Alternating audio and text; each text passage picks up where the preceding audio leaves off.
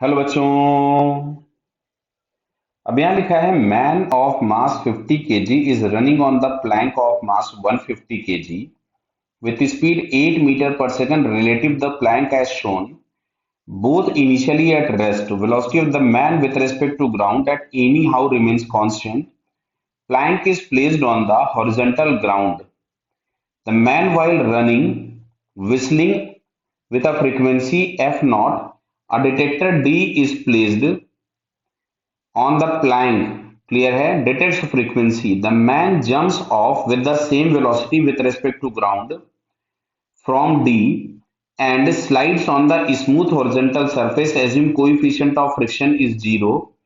The speed of sound in air is 330 metre पर second. Answer the following question. Clear है. तो पहला यहाँ लिखा है frequency of the sound detected by the detector before the man jump. तो सबसे पहले यहाँ पे देखिए कंजर्वेशन ऑफ लीनियर मोमेंटम से इनिशियल मोमेंटम जीरो बिकॉज पहले दोनों रेस्ट पे थे.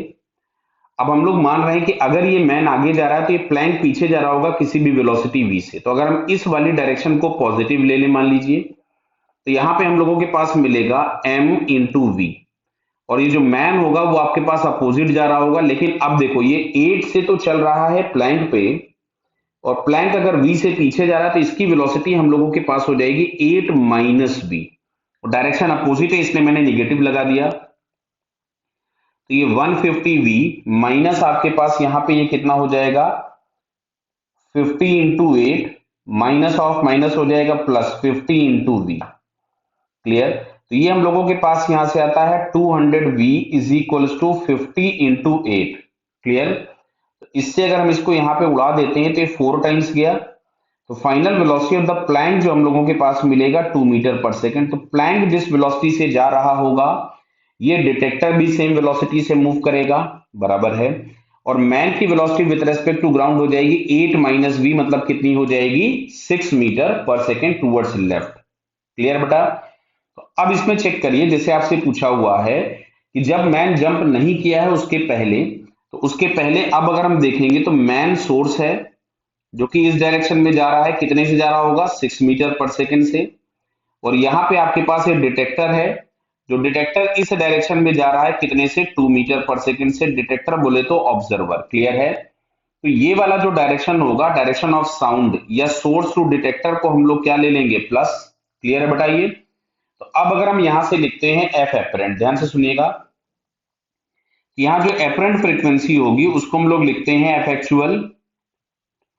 क्लियर. मैं पहले बेसिक फॉर्मूला देता हूं v minus VO upon v minus VS. Clear है. जहां पे वीओ है ऑब्जर्वर की वेलोसिटी और वीएस है आपके पास सोर्स की वेलोसिटी. ऑब्जर्वर बोले तो डिटेक्टर. तो अब अगर हम देखेंगे तो ये जो डिटेक्टर है या सोर्स है इसकी वेलोसिटी इस साइन के अपोजिट है मतलब हमको माइनस के साथ रखना पड़ेगा और ये वाली उसी डायरेक्शन में तो प्लस के साथ रखना पड़ेगा. एक्चुअल फ्रीक्वेंसी एफ नॉट थी और v हम लोगों के पास दिया था 330 मीटर पर सेकेंड और ये माइनस ऑफ माइनस आपके पास हो जाएगा प्लस अपॉन 330 माइनस सोर्स और सोर्स जा रहा था 6 से. तो फाइनली हम लोगों के पास ये मिलता है 332 अपॉन 324. तो ये आ जाएगा 332 अपॉन 324 एफ नॉट. क्लियर है. तो 332 अपॉन 324 एफ नॉट अगर हम चेक करें तो ये हम लोगों को ए वाले ऑप्शन में दिख रहा है. Clear. So finally it's A option is correct. Clear है बेटा. ओके. All the best.